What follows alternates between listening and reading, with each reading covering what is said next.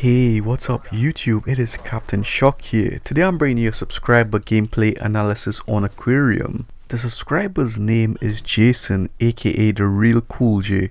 And he's a very loyal subscriber, and he follows me on Twitter, and we interact a lot on Twitter. We talk all the time on Twitter. So I recommend you follow me on Twitter. It's always interesting getting to know my subscribers. Now Jason is running a very powerful setup, and he's following what I teach. He's using 6th Sense, Fast Hands, Hardwired, Dead Silence and Awareness with a VMP, with Grip and Quick Draw. Now Jason is a very advanced student, and he practices exactly what I teach, and he uses it, he follows it, and you can see the results. So have a look at the minimap. He's seeing the red dots, and of course he ambushes the enemy. He chooses to ambush them rather than go head on. Now the 6th Sense is going off. He nicely turns around and reacts to it. There's a head glitcher there, so of course he didn't want to push it too aggressively. So he's showing some restraint, and he's not being too aggressive. UAV is up at the moment. You see that red dot on the right, and there's to the left as well. So he didn't react to the red dot to the right hand side, and that guy is not wearing Ghost. And of course he's using a knife, and it can be very annoying to get killed by that. So his teammates are spawning back here. He sees the red dot, he reacts to it very nicely. Oh, straight off the bat, I can tell you he has an issue with tunnel vision, which means he's focusing on one thing way too much and ignoring the further steps or what's around him. If I wasn't such a high KD player, I would not be able to identify that issue. But as you get more advanced, you would notice these tiny gaps that you need to fill in order to get better. But he kills this guy here. This is a good play. He jumps onto an elevated position and catches the enemy off guard, shoots him on the side and on his back. So that was really well done by him, and he hears this guy and he takes him out. Very nicely done. So watch, this is important now. You see that? Look, he's tagging him up, but watch the space behind him, it's empty. And I always say, behind you there in that area, it's a very strong spawning area. So what he needed to have done was ignore one of them in the power position and take out the guy he was shooting first in the power position. Boost in, slide in and take him out.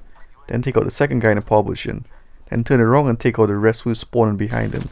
But that's very advanced, and you really need to be aware of what's going on. And he gets absolutely melted by this guy. So that's not his fault there, that's a lag. So what he needs to do is just, plan ahead. Think a few steps ahead, because he definitely has the abilities and gun skill. And don't get too focused on one person or one situation. The real Cool J could definitely be like a 2.7 KD player to 3 KD player easily, if he just fills in on those gaps. So he spawns back in and he's flanking around this way. That's nice, this is always good to push around the flanks like this. That's always beneficial. So he's checking with his vision, nicely done. Pre-aiming and peeking, very well done. And he kills one guy, but watch, he ignores the other guy because he's focused on the guy he just kills, and he loses concentration. He loses focus on what is ahead of him.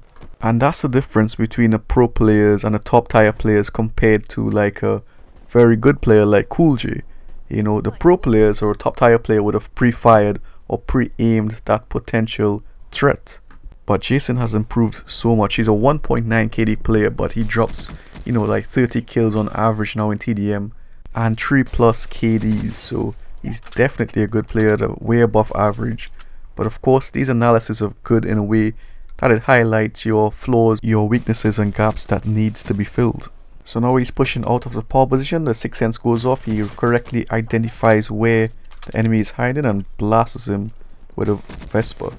So now he just destroys that guy in the power position. Nicely played here. And look, boom, get taken out, son. And that's good movement there as well. That little jump there, you can see the differences from him to an average player. That extra little movement helps in winning those gunfights. Every little bit helps, like that famous grocery saying. And now he's flanking around to their spawns. Look, they're spawning there, so he knows, he has a knowledge of the spawn and where they're going to spawn ahead. So he correctly comes behind them and he searches for them. Boom, takes them out. But you can see the focus issue almost got him killed there. Now he's pushing to this area trying to track that enemy. And you have to be careful as well. He's using an unsuppressed weapon, so the enemy could react to him You know, if that enemy was a little bit better, he could have react and did a U-turn and come back to meet him head on. Now he's next to power position. He's going into the power position. He activates his combat focus exactly when I would use it as well. And so look, he has an idea of where they're coming. Look, he knows the spawns. He's manipulating the spawns. He's taking advantage of it. And I'm having a lot of fun analyzing this gameplay because he's using exactly what I teach. He's following it and you can see it working. Now whether or not the sentry gun was placed in a good position or not is debatable. I would sometimes place it there, but sometimes the sentry gun can block the spawns. So maybe I would have delayed placing it there first and just get a little more kills with my gun and then potentially place it there and move to the other spawning area. Watch this little movement as well. Look, you see that little movement he's doing there, that little standstill movement? He's actually checking the mini map there. He's using the distance, the little angle of his soldier to get a better view of the mini map. And that's what I do as well, and all the high KD players do that. This enemy lines up nicely for his gun, kills him very nice, and Kingslayer. So he comes around this side now and he checks it. Look, he peeks it, boom, nice peek. It's cleared, he moves away. And of course he pushes through this tunnel. He sees some action ahead. Look at the skull, pre-aiming it nicely. Look at that, see that discipline? And he's pushing around to the left here because he knows his teammates are spawning behind him. And he's seen a lot of skulls ahead, so he's pushing around this way to flank the enemies. But now he's seen a lot of red dots in the middle of the map. In this situation I would have just gone for flank. You know, it's always better to shoot them from behind and take them out. But it works out for him nicely there. But potentially he could have gotten a lot more kills if he had done that flank. And look at that, look at how many of them are spawning there. So you have to be careful as well, you know. Flanking is always better than facing them head on.